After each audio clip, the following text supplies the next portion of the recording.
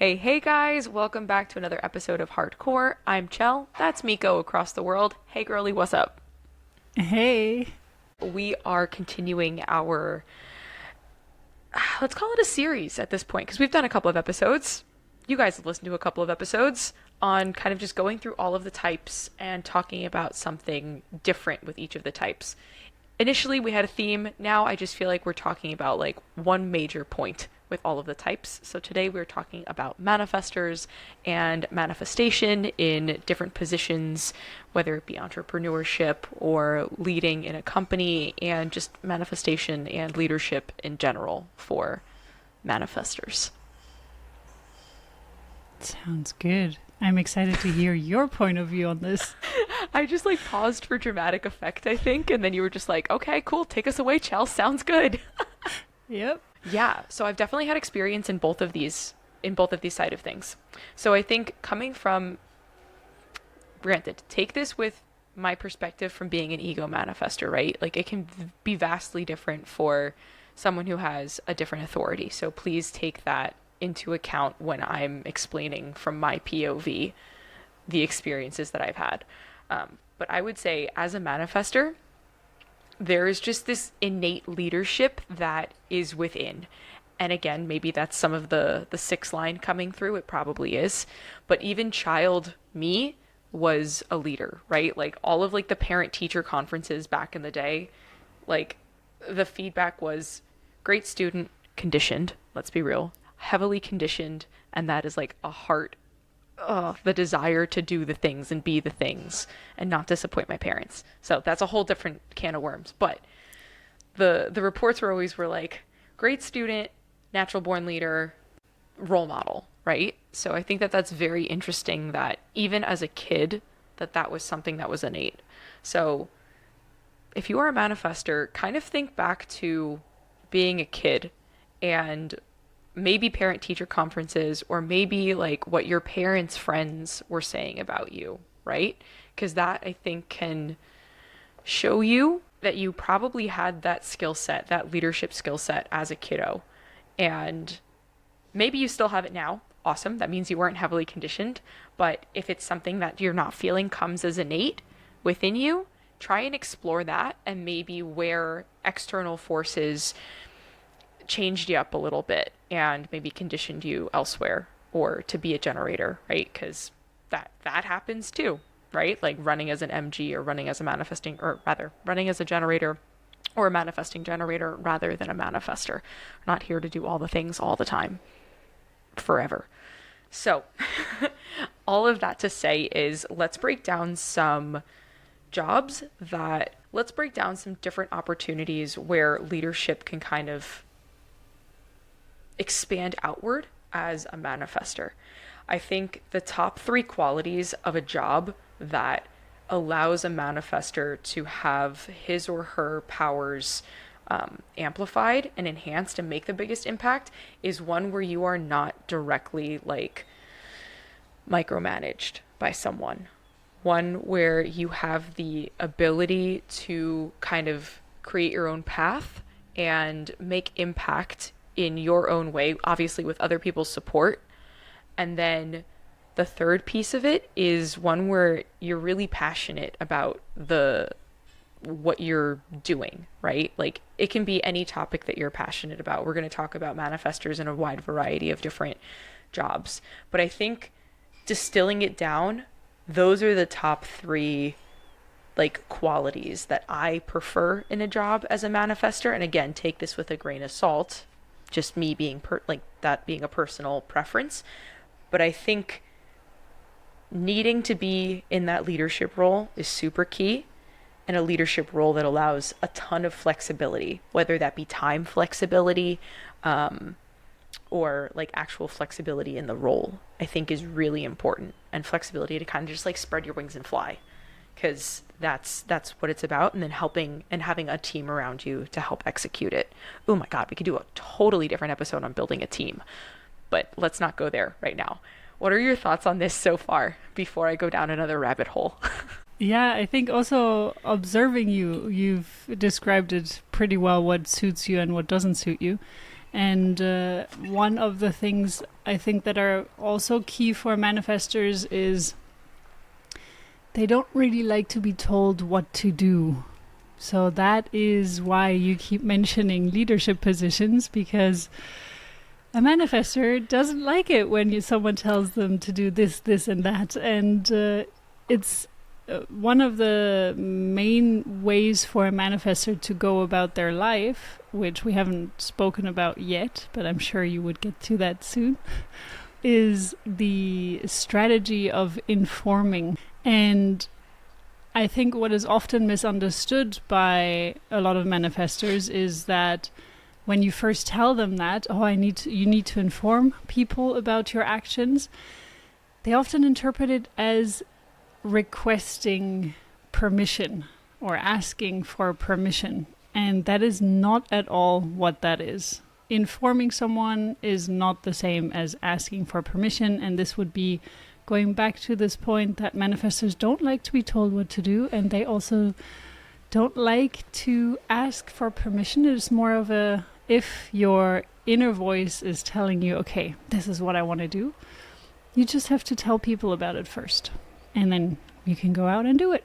Not gonna lie, sometimes it's more of like a, hey, just so you know, I'm doing this kind of thing. Yeah. Exactly. And I think this is also the conditioning piece that is so heavy in manifestors, because manifestors, when they're kids, they are often trying to do things that they want to do, like, for example, climb a tree, or just things that also seem very dangerous in some aspects sometimes. And of course, you have to, as a parent, you have to figure out, okay, what is actually dangerous and what is not so dangerous. And many things you just need to trust your manifestor child with, and be like, okay, just tell me before you're doing the things. And then most of the time the parents will actually be okay with it, because it's not life-threatening, okay? Yeah, I think empowering your child as a parent, right? If you have a manifestor kid, empowering them with the ability to do things, but informing you along the way and informing others along the way can go a really long way, I think, and not condition your kid to be an MG or a generator. I think that's the real differentiation piece, right? Like, giving them a safe space to tell you things. I think that's huge. Totally agree with that. And that goes with every single child out there, no matter what type you are or what type of children you have. Yeah. But yeah, I totally agree with you. So would you take us down the next rabbit hole? Happily. Let's start with the position where, like, you're in a company, right? Because I think that there are probably more people who work for someone rather than who are entrepreneurs. Or maybe, I don't know, maybe we'll take a vote in this episode on Spotify and we'll see how many entrepreneurs we have out there versus how many people work for someone else. But let's just go with what probably is the norm. You have a position for someone else.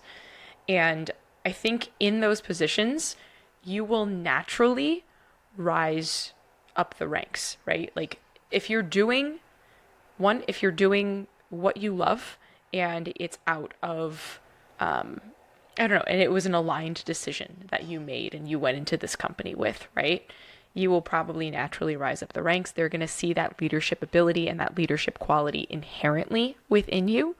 And again, as long as you're kind of staying true to that strategy, your authority of informing, and maybe that's like informing of improvements, and maybe that's the way that you're kind of being seen and impacting those around you. You're going to be impacting those around you regardless, but maybe that's the next phase, right? You're probably going to rise up in leadership pretty quickly, pretty inherently. And I think in that position, you will shine, right? Because then you will have others who are working with you. I don't want to say under you, but working with you to complete the tasks. So inherently, there's going to be far less pressure on you as the manifestor. Because I don't know about you, Miko, but like not having a sacral, like having that consistent energy, it can be real rough having to do all of it. And I've been in a lot of like physical labor jobs. Like I've been in hospitality in and out of it for like the last decade plus, you know? So the physical job aspect of it, I find wears me out a lot more than like the planning, like the bigger picture piece of it, if that makes sense. So I think one, you probably have to start at the bottom somewhere where there is more physical labor potentially in the job that you're choosing. But being recognized, being seen, informing, and kind of just being you, you'll kind of inherently, naturally get into these leadership positions where you do have the ability then to allow your skill set to truly shine, to create teams, to form teams of people who can support you. Because that's really what it's all about, right? It's you supporting the company when you're working for someone else, but it's also having a team to support you. And I find, in particular in the position that I'm in now, that it's so imperative to have support from up above and support from down below as like middle level management. Yeah, you've really done a lot of sacral jobs, I would say, as well. Yeah. Especially the personal chef one. I think to me it sounds insane, the amount of work that you put in there. So I'm very happy to see that you have a team now that you can more or less rely on, mostly rely on, and that you have all of this sacral energy supporting you, and you can basically just guide them. Okay, this is what I see, where I see your potential, and placing them in the right spots. It's really interesting. So I know most of my staff's design, and they're all generators and manifesting generators, which I think is very interesting. I can also, with like not even knowing their designs, I could have pointed out who's a manifesting generator and who's a generator by how like Energizer Bunny they are when we're busy. It's so interesting to see that in action, like in a restaurant setting. I can only imagine. Also, yeah, the other day you were telling me about the projector and the reflector, the reflector and the manifesting generator and the energy exchange that they were experiencing. And to me, it's, yeah. We're not going to get into detail here, but it's just when you know someone's design and in a whole team, nonetheless, it's just fascinating. Yeah, it's really cool to see that come together. So I have another manifestor who I know through a friend who works in shoes, like works for like a running shoe company, and again is in a leadership role within this running shoe company and doesn't feel exhausted in her day to day because one, it's a job she loves. She's able to make an impact on like the marketing piece of it, and that's where her passion lies. So I think this is, I don't have very much more detail than that, but has a team under her, middle level management, gets to travel, right? So it's a job that really incorporates a lot of what she loves into it. And granted, there's stress with every job, right? Like find me a stress-free job and I'm all about it. But does there fulfillment, right? Is there fulfillment with it? So anyway, what I'm trying to say is in that role, she succeeded and is currently succeeding because one, it's a job she loves. She has a team that she trusts, and there's so much more scope for her within that space. And I believe she's like a 5'1". Don't quote me on that, but I don't know much more than that. But yeah, so I think that there is definitely space for a manifestor in the corporate world, in like a smaller business, as long as there's passion for you behind it, and as long as you're not in the day-to-day grind of it forever. Yeah, definitely.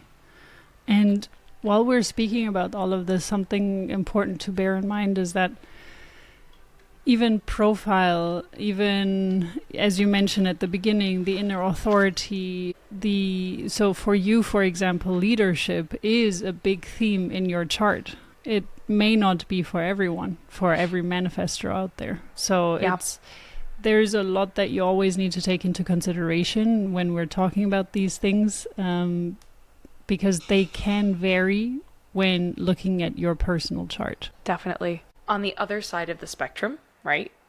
You may not feel aligned working for someone else. And that's totally fair too, right? Regardless of your design type, you may not feel aligned working for someone else, and you may want to do something on your own and make an impact with others on your own. And I've done both. So giving you some perspective, entrepreneurship is a lot regardless of your design type, right? Like you literally have to wear every hat, from janitor to marketer to whatever your actual job is, and do it well, especially if you're just starting out, right? So that's not to say that it's not doable, but it's a lot. I find that if my heart isn't in it, I can't do it. And that's, again, my design specifically. So there are times where I have these like big, awesome plans, and it works the first time I launch it. And then the second time, third time, it just peters off completely. And in part, I think it's just not the right time, right? Like timing was off, but also if my heart's not in it, it's not going to come through on the other side, right? So that's the personal struggle that I've seen happen with solopreneuring.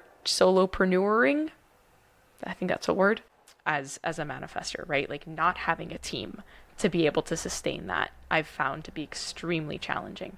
However, ways to get around that is collaborations and working with other people who do have different energy, who can sustain that, right? Like I really love spaces where I have a projector, a manifesting generator, and a generator in addition to myself working on a project, because I find that it just goes more smoothly. There's someone who always has the steam to be able to push the steam engine forward and like onto the next step. So even if you are a solopreneur, not at the entrepreneur level yet as a manifestor or as a non-sacral being, getting into spaces, whether it be a paid for space where you're working with a business coach that you really, really trust, vet them out, or you're just working with other solopreneurs that you know, who you know have different design types and can kind of keep the ball rolling for you. Those are ways that I've found to be extremely helpful. So it doesn't feel like you're doing it all, and it does feel like you have support. The only caveat to that is that you are still doing most of the work yourself, and it can feel exhausting as an entrepreneur, solopreneur. So again, doable, but I think getting past those first stages and getting onto the level of entrepreneurship where you can afford a team is probably most ideal for a manifestor. Before I go on to that, thoughts? Agreed. No, I agree that it is very helpful to have individuals around you that have the sacral energy, and especially when they are in your space, and from time to time at least, so that you can kind of share their energy, and then you can go apart again and then come together again.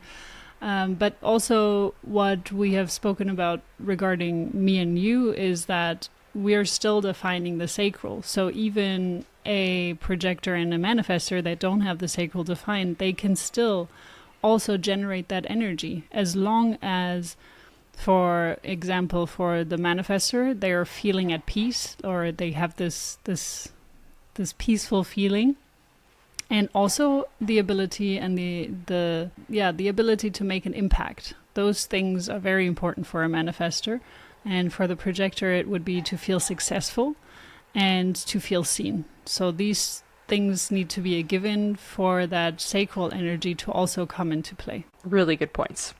Forgot the dope ass energy that you and I make together. Yeah. Forgot about that. Yeah. So I guess I do actually have one example of a manifestor entrepreneur who during school, so she's a registered dietitian because I'm a registered dietitian, and that's the population that I was working with for such an extended period of time, that those are the examples that I have. So she's a registered dietitian, was going through school. Okay. 5-1 emotional MG, or sorry, 5-1 emotional manifestor. Apologies.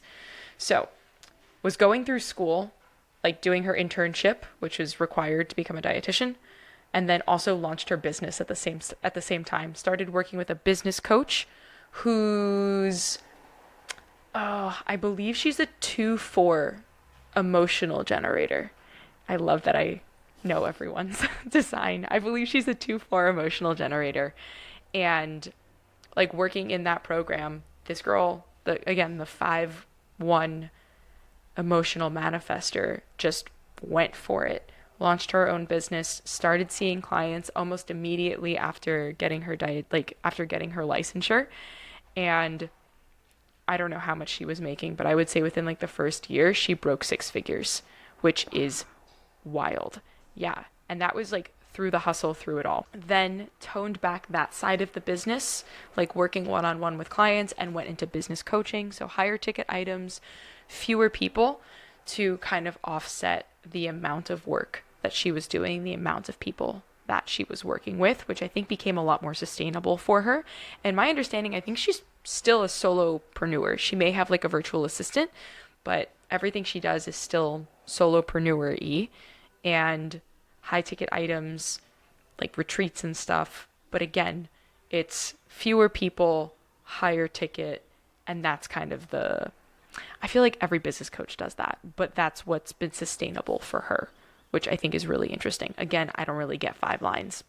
That's just a running theme in my life. So good for you, boo boo. But I just thought that was an interesting way of seeing it, right? Because sometimes you're building a business to make an impact with others, but you're not thinking about the sustainability aspect of it for yourself. But for her, it was really build it. Okay, I can't handle it. Let's revise, tone down, make it sustainable. Yeah. And then I think she also had some like smaller packages that were just like a click and buy kind of situation.